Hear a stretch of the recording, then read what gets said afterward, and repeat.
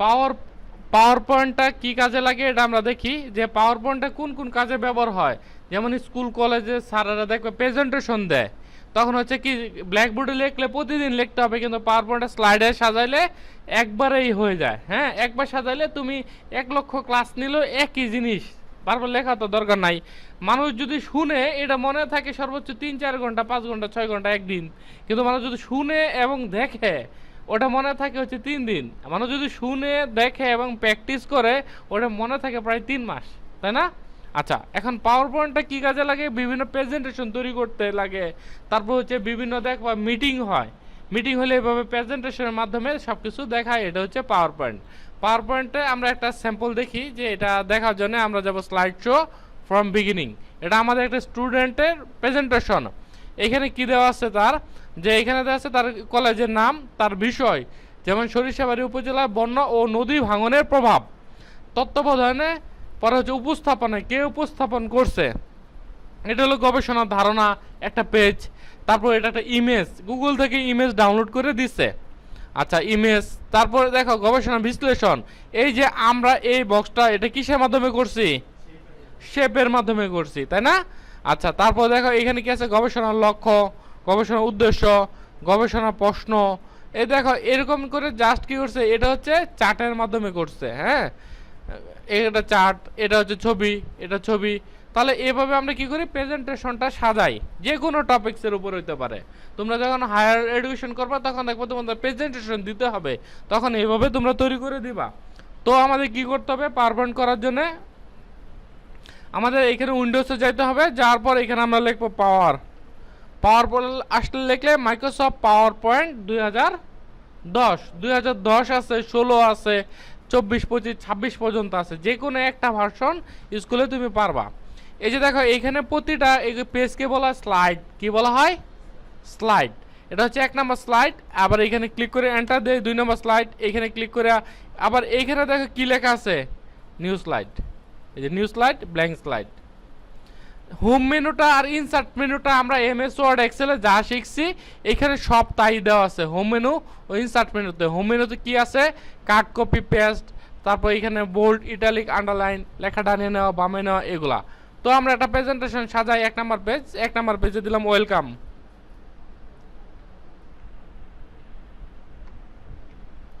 লিখছি। এখন দেখো এখানে আমরা আমাদের ইনস্টিটিউশনের নাম দিলাম। ইনস্টিটিউশনের নাম কেন দিব? যে আমি একটি ইনস্টিটিউশন থেকে সাবমিট করতেছি।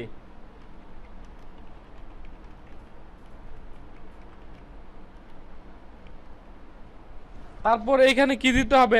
2 নম্বর পেজে যাই। এখানে দেখো লিখলাম যে এখানে লেখালেখি করার কোনো জায়গা নাই। এগুলো সাধারণত লেখালেখি করতে হয় শেপের মধ্যে। কোথায়? শেপের মধ্যে। তাহলে শেপটা নিয়ে আসি। শেপ আনার জন্য কোথায় জেনে যেতে হয়? ইনসার্টে যায়, যে শেপ। এনে লিখলাম আওয়ার কোর্স।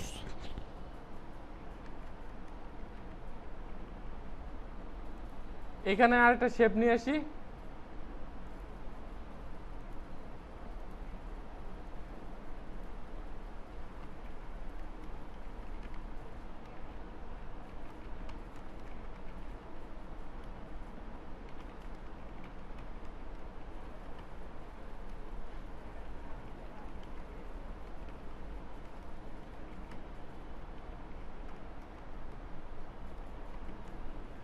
আচ্ছা, বানানগুলো ভুল হলে এটা রাইট বাটন ক্লিক করলে, এটার ভিতরে রাইট বাটন ক্লিক করলে বানানটা সঠিক চলে আসবে। এখন আমরা যদি এখানে ছবি দিতে চাই, ছবি, এখানে আমি ছবি দিতে চাই, ছবি দেওয়ার জন্য কি করতে হয়?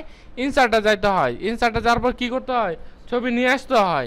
ইনসার্টে গেলাম, যাওয়ার পর এখানে ছবি আনার জন্য কি করতে হবে?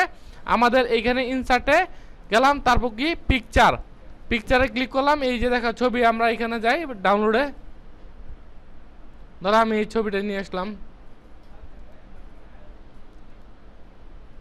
এটাকে বড় ছোট করার জন্য কি করতে হবে? এই যে কোণার ধরে টানতে হবে। বুঝতে পারছি? তা এইভাবে আমরা করবো কি? 5টা পেজ সাজাবো। কি করব? 5টা পেজ সাজাবো। সাজানোর পরে এখন আমাদের 2 নম্বর কাজ হচ্ছে এই যে ডিজাইনে। 2 নম্বর কাজ কি? ডিজাইনে যাওয়ার পর এখানে দেখো অনেকগুলো টেমপ্লেট দেওয়া আছে। আমরা যেটা দিতে চাই ওটার উপর ক্লিক করব। 1 নম্বর দেখছো সবগুলা কালার হয়ে গেছে না? আবার দেখো এটা কোথায়? ডিজাইনে যাওয়ার পর আমরা এইখানে যাব, যাওয়ার পর যে কালারটা পছন্দ বা যে ডিজাইনটা পছন্দ ওটা আমরা এখানে ক্লিক করে দেব। হ্যাঁ, আমাদের এটা যদি পছন্দ না হয় তাহলে আমরা যদি অন্যটা দিতে চাই তাহলে আমরা কি করব, ওটার উপরে আমরা জাস্ট ক্লিক করে দেব। বুঝতে পারছি? এখন আমি চাইতেছি এক একটা স্লাইড এক এক ডিজাইন হবে। তাহলে 1 নাম্বার স্লাইড গেল, 2 নাম্বার স্লাইডে ক্লিক করি, ক্লিক করার পরে এখানে যাই। 2 নাম্বার স্লাইড যদি আমি এই ডিজাইন দিতে চাই, এই যে এটা, তখন করব কি, এটা উপর রাইট বাটন ক্লিক করব। কি করব? রাইট বাটন, পরে অ্যাপ্লাই টু অল, আর এটা আছে কি apply to select slide, apply to all, apply to select slide, আরেকটা আছে অ্যাপ্লাই টু সিলেক্ট স্লাইড হইছে। আর যদি আমি কি করি যে right button apply to all দেই তাহলে কি হবে, সবগুলো এক হয়ে যাবে। তাহলে আমরা কি দেব, অ্যাপ্লাই টু সিলেক্ট স্লাইড। বুঝতে পারছি? এখন 3 নাম্বার আসো, যে 3 নাম্বার কাজ হচ্ছে যেমন এই লেখাটা একটু বড় করা। লেখা বড় করে কিভাবে, হোমে যে ফন্ট সাইজ, লেখা মোটা করে কিভাবে, বোল্ড, কালার দেওয়ার জন্য এখানে আমরা কালার দিলাম। তারপর এই শেপটাকে তুমি ইচ্ছে করলে এদিকে নিয়ে আসতে পারো, পরে লেখা বড় ছোট করতে পারো। হ্যাঁ, তারপর এগুলোর সামনে যে বিভিন্ন চিহ্ন দেওয়া হচ্ছে বুলেট, এই যে এটুকু বুঝছি। 1 নাম্বার লেখালেখি করলাম, ছবি আনলাম, তারপর হচ্ছে লেখা বড় ছোট করলাম, ডিজাইন করলাম। এখন 3 নাম্বার কাজ হচ্ছে এই যে ট্রানজ্যাকশন। কি আছে? ট্রানজ্যাকশন। ট্রানজ্যাকশন দেয় কিভাবে, এখানে ক্লিক করব, ক্লিক করার পরে এখানে দেখো ট্রানজ্যাকশন দেওয়া আছে। 1 নাম্বার স্লাইড, 2 নাম্বারটা ক্লিক করি।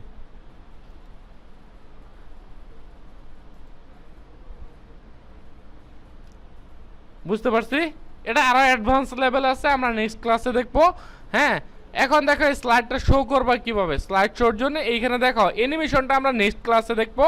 স্লাইড শোটা কিভাবে, স্লাইড শো পরে কি আছে এখানে, ফ্রম বিগিনিং 1 নাম্বার স্লাইড। এখন কিবোর্ড থেকে যে কোনো একটা বাটনে ক্লিক করব, 2 নাম্বার স্লাইড। বুঝতে পারছি?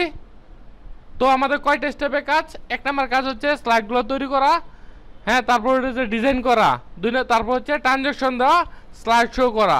বুঝতে পারছি? এখন তোমরা এই স্লাইডটা তৈরি করো।